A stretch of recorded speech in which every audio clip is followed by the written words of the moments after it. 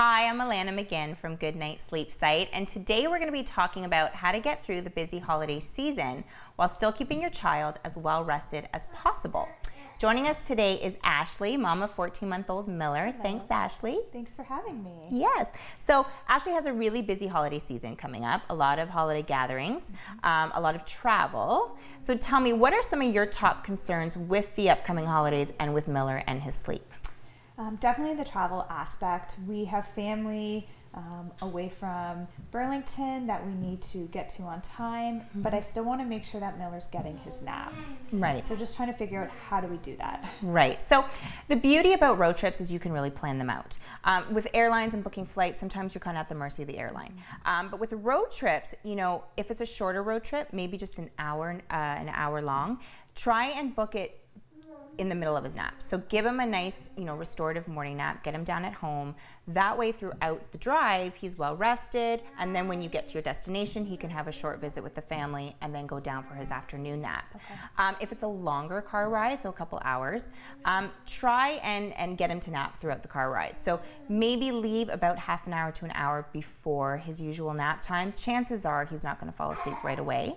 So this way you can he can gradually relax and fall asleep at his, Miller's in the background. Yes. He hears his name. He can gradually fall asleep at his normal nap time, and then once you get to your destination, he's well rested and ready for a good visit. Perfect.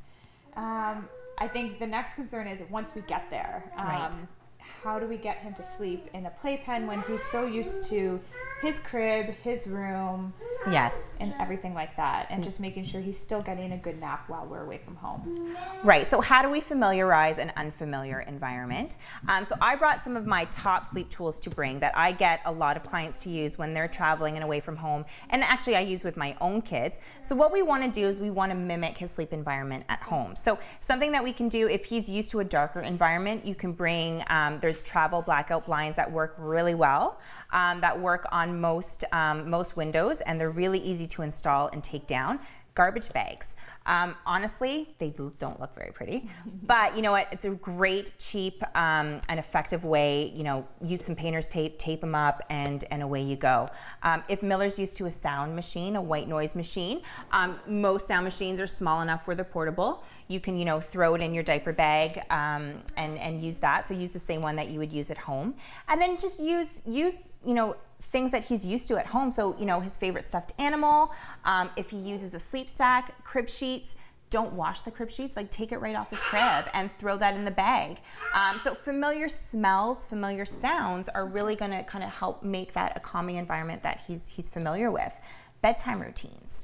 What kind of bedtime routine do you do with Miller now? Right now we do a bath, and then he has playtime. Yeah. That's his favorite part. Yeah. And then we get him ready for bed. We put a sleeper on. We read him a story. We have some soothing music. Perfect.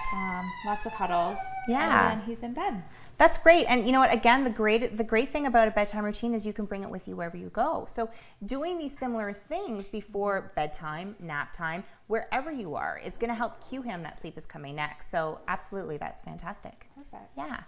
And I guess my other main concern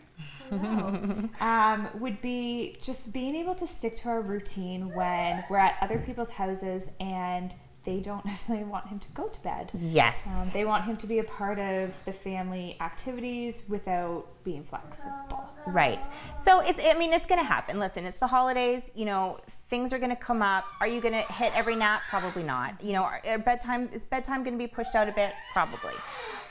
Try and stick to the 80-20 rule. So 80% of the time, protect his bedtimes, protect nap times as best you can. 20% of the time, if you miss a nap, if bedtime gets pushed out, don't worry about it. He's going into the holidays well rested, which is great. Yeah. So he's going to adjust to it really well. And you know what? I always say, if Grandma and Grandpa, if your great Aunt Ruth, has a problem with it, get them involved. Yeah. So get them to put him down for bed. Pour yourself another glass of wine, have some good adult time, and get them to give him a bath. Get them to read him a story. Maybe give him his bottle. He likes that idea too. Yeah. And so they're getting that one-on-one time with him. He's getting his bedtime when he should be, and you can have some good adult time. Perfect. Yeah. Thank you. You're welcome. Hope Thanks. it all works out. Yes, and have a great holiday. For more information on the upcoming holidays or for any other kind of sleep tips, you can go to my website at www.goodnightsleepsite.com. Thanks a lot.